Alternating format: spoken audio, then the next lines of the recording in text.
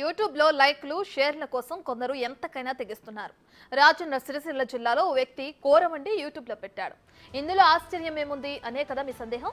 ఆయన వండింది కోడో మేకో కాదు, జాతీయ పక్షి అయిన నెమలి కూర.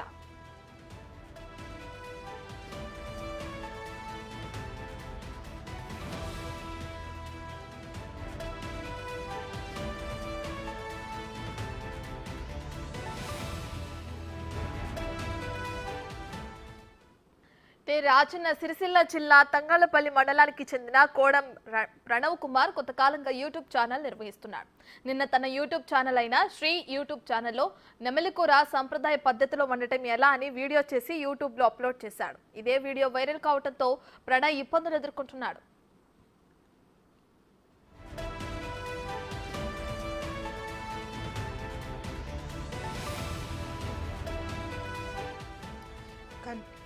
జాతీయ పక్షిని చంపడం చట్టరీత్యా నేరం.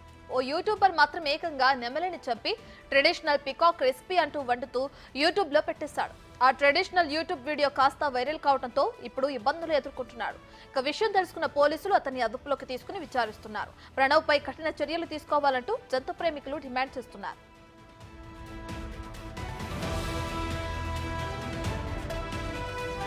రైట్, ఇదే అంశానికి సంబంధించి మరింత సమాచారాన్ని మా ప్రతినిధి శ్రీనివాస్ అందిస్తారు. రైట్ శ్రీనివాస్, ప్రణవ్ తెలిసి ఈ పని చేశాడా, తెలియక నెమలి కూర వండాడా? దీనికి సంబంధించిన డీటెయిల్స్ ఏంటి, అసలు అతను ఏమంటున్నాడు? గత కొంతకాలంగా కూడా ఇటు ఏదైతే రాజన్న సిరిసిల్ల జిల్లాకు చెందినటువంటి ఓ వ్యక్తి శ్రీ యూట్యూబ్ ఛానల్ నడుపుకుంటూ పలు రకాలైనటువంటి వంటలు చేస్తూ తన వీడియో లోపల అప్లోడ్ చేస్తూ ఉంటాడు. ఈ నేపథ్యం లోపల ఇటు గతం లోపల యూట్యూబ్ వీడియోలకు మంచి రెస్పాన్స్ రావడంతో నిన్న ఏకంగా తన యూట్యూబ్ లోపల నెమలి కూర వండి అప్లోడ్ చేస్తూ ట్రెడిషనల్ పికాక్ రెసిపీ అంటూ కూడా తన యూట్యూబ్ వీడియో లోపల పోస్ట్ చేయడం జరిగింది. అయితే ఇది కాస్త వైరల్ అవడంతో ఇటు జంతు ప్రేమికులు మాత్రం అతని పైన మండిపడుతున్నటువంటి పరిస్థితి కనబడుతుంది. ఎందుకంటే నెమలి మన భారతదేశం యొక్క జాతీయ పక్షి. ఇలాంటి జాతీయ పక్షి చంపడమే నేరం. అటువంటిది నెమలి కూర వండుతూ కూడా ట్రెడిషనల్ వంటకం అంటూ తన యూట్యూబ్ లోపల పోస్ట్ చేయడం అనేటువంటి దానిపైన అయితే అప్లోడ్ చేసినటువంటి పరిస్థితి లోపల ఇది వైరల్ గా మారింది.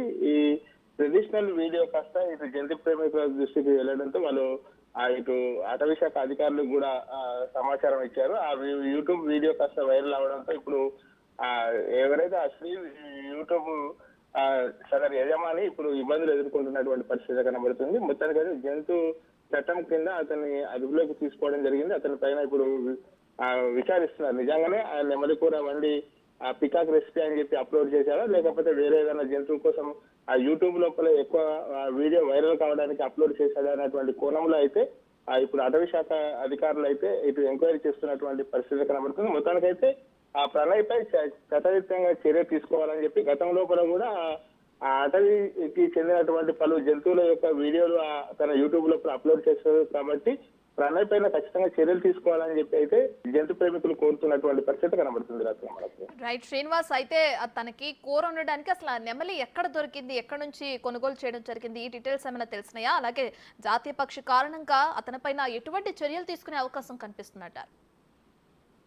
ఈ ప్రణయ్ ఇటు రాజన్న సిరిసిల్ల జిల్లా తంగళ్లపల్లి మండలానికి చెందినటువంటి వారు. ఈ తంగళ్లపల్లి ప్రాంతం అంతా కూడా ఎక్కువగా అటవీ ప్రాంతం కావడంతో ఇక్కడ అడవి జంతువులు కూడా ఎక్కువ లభ్యం అవుతూ ఉంటాయి. పికాక్ ఇటు నెమలితో పాటుగా అడవి పందులు, తర్వాత ఏదులు, దుప్పులు ఇటువంటి జంతువులు కూడా ఎక్కువగా ఇక్కడ తంగళ్లపల్లి మండలం లోపల లభ్యం అవుతూ ఉంటాయి. ఎందుకంటే అటవీ ప్రాంతం గుట్టల ప్రాంతం కావడంతో ఇక్కడ ఎక్కువగా అటవీ సంబంధించినటువంటి జంతువులు ఎక్కువ దొరుకుతూ ఉంటాయి. ఈ నేపథ్యం లోపలనే అటవీ సంబంధించినటువంటి జంతువులను ఇతడు తన యూట్యూబ్ లోపల వంటలు వండుతూ యూట్యూబ్ లోపల వీడియోలు తీసి అప్లోడ్ చేయడం జరిగింది. ఈ నేపథ్యం లోపల ఇప్పుడు పికాక్ రెసిపీ సాంప్రదాయ వండడం ఎలా అని చెప్పి పికాక్ రెసిపీని అప్లోడ్ చేయడంతో ఇది కాస్త వైరల్ అయినటువంటి పరిస్థితి కనబడుతుంది. మొత్తానికైతే తను యూట్యూబ్ లోపల ఇప్పుడు వంటలు వండుకుంటూ పెట్టినటువంటి వీడియోని ఇప్పుడు వివాదాస్పదమైనటువంటి పరిస్థితి కనబడుతుంది. మొత్తానికైతే తనకు ఇబ్బందులు కూడా ఎదుర్కొంటున్నటువంటి పరిస్థితి మనకు కనబడుతుంది.